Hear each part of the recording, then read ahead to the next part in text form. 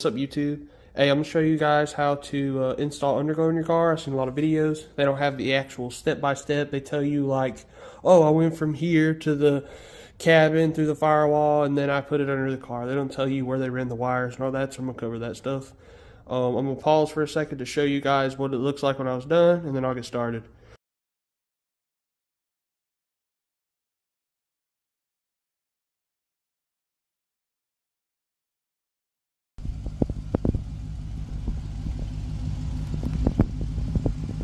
Now that y'all seen what it looked like, alright, so I'm going to start with the engine bay and work my way from beginning to end. So inside the engine bay, you're going to have your fuse box. I just connected, I got connectors like these, and I connected a inline fuse to power to start it off. I think I used a 5 or a 7 amp fuse. Doesn't matter really, honestly. But, alright, so run your inline fuse.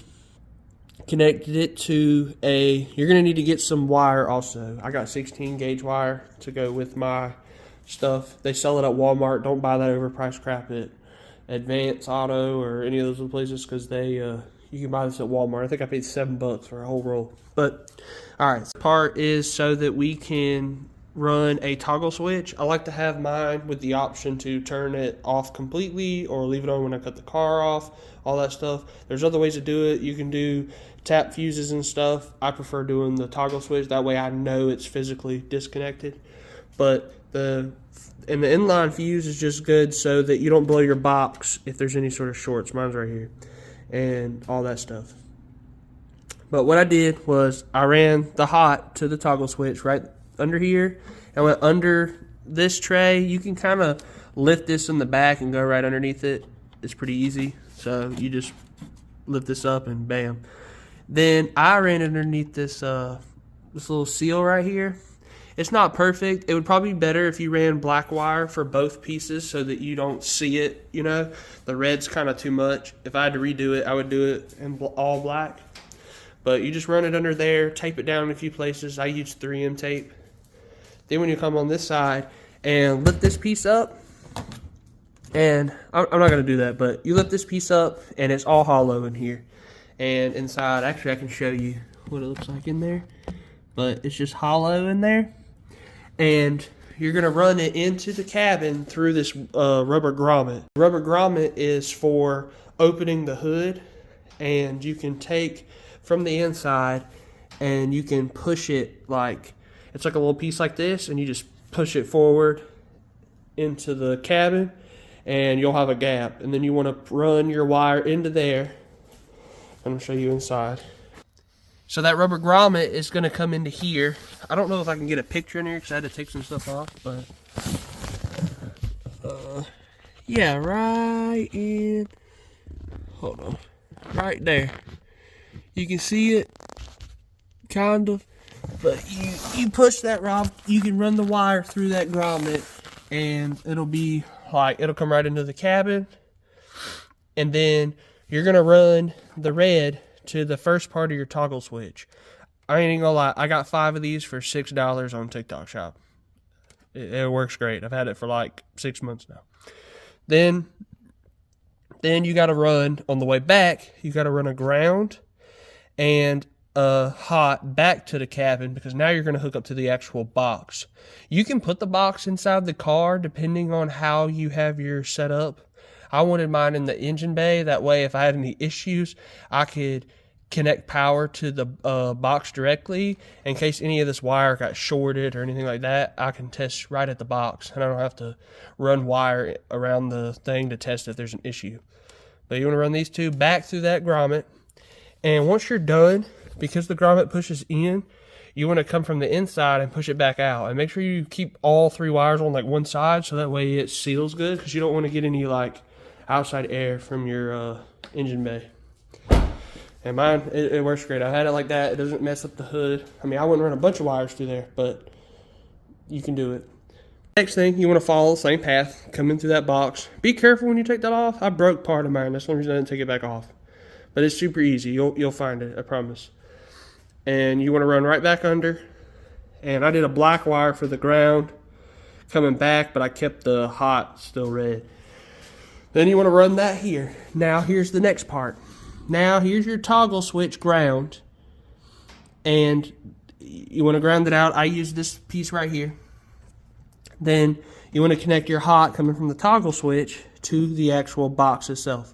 That's what controls the underglow. So run your red here.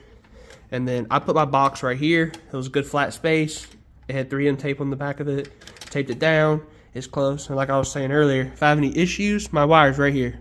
I can literally just hook up right here to the power. And then now for actually running the lights. So what I did at first, as you can see, right, hold on, let's see if this light can get down in there. Hold on. There we go. All right. So down in here, I ran the wire, and it's going to come all the way through, and it's going to come down to this area. And you'll be able to see it in there kind of. It's kind of hard because there's like a little piece in the way.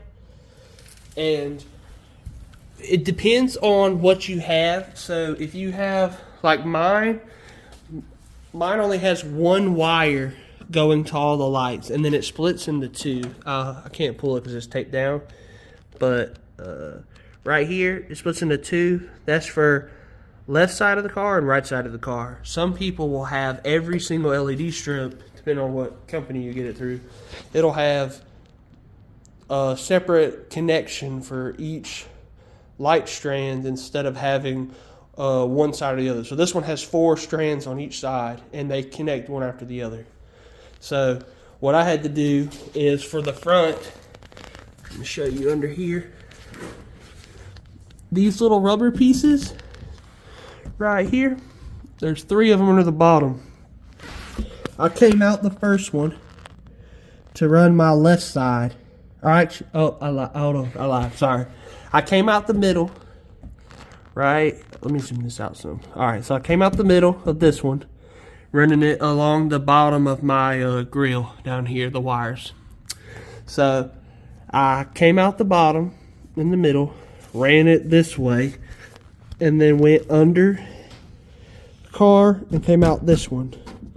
And then for the left side, I went in into the fender well. Right side, I went over to there, into the fender well from that side. And it's super easy. Those little rubber pieces just come right off.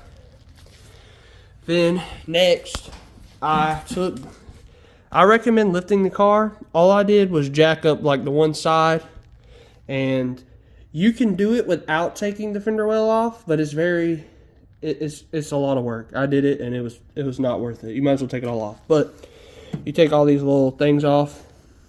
What I did was I took this one off, feeded the wire through here, and because I had the car jacked up, I could reach under the backside, and I just reached and grabbed it from down here and pulled it all the way across, and then I taped it inside the fender liner, and I didn't have to take the whole thing out. I didn't have the stuff to put it back on if I broke any of the things, so I just did that. Follow up to this side. Then when you get to this side, there is a this is all open in the fender well. It comes down to right in here. Ignore my janky taping. I did this shit like New Year's night. It was terrible. But then you run it through that hole right there, and now you're on the underneath of the car. And what I did was, trying to see if I can see it. Yeah, there you go. I just ran it along the edges all the way down, and I ran it all the way through here on the side. And then when you get to right here, then you're gonna have to go over the fender well again. And when you go under the fender well, I actually went through a piece on the suspension because my wires weren't long enough. I bought the Govee Underglow kit, and the Govee Underglow kit doesn't have extensions, so I had to cut the wire and lengthen it using just normal red and black wire. Try to match it to the same size wire. And I had to cut it at the front fender well. This, I kind of went around doing that, but I'd recommend extending it back here too. So I extended it, went over, and then when I came out from under the bottom, it's coming from this side over here, and I just stuck it on the bottom of the back bumper, this edge. This edge works great because like it conceals it. If you're standing here, like behind the car, you can't see it. If you're 20 feet away, you can't see it. You only see the light shining. So that's where I ran the back ones. And the left side is the exact same way as the passenger side. So, and that's pretty much it. Now, if you have 4 different plugs for left, right, front, and back, some of them have larger strips, so there's not multiple ones, then you can do the same method that I did, except for run your you can take this piece off right here. It's pretty easy. You just pull this up and it goes under. Run your passenger side one this way and do this side. Run your other side in through here. You can enter the fender well from back here somewhere, but I didn't do that, so I'm not sure how it goes in there. So it's easier to come through the bottom and run the wire to your side, and then the back, just pick a side and run the wire the exact same way. It's a little harder to conceal if they have individual wires. Mine is literally like at the end of the strand, it connects to the next strand, which makes it pretty good. There's just, the only bad thing is when you're feeding it, you have to feed the entire thing unless you work backwards and you start over there. For me, I was able to work backwards the second time because I went and I cut the wire and lengthened it. As you can see, like, I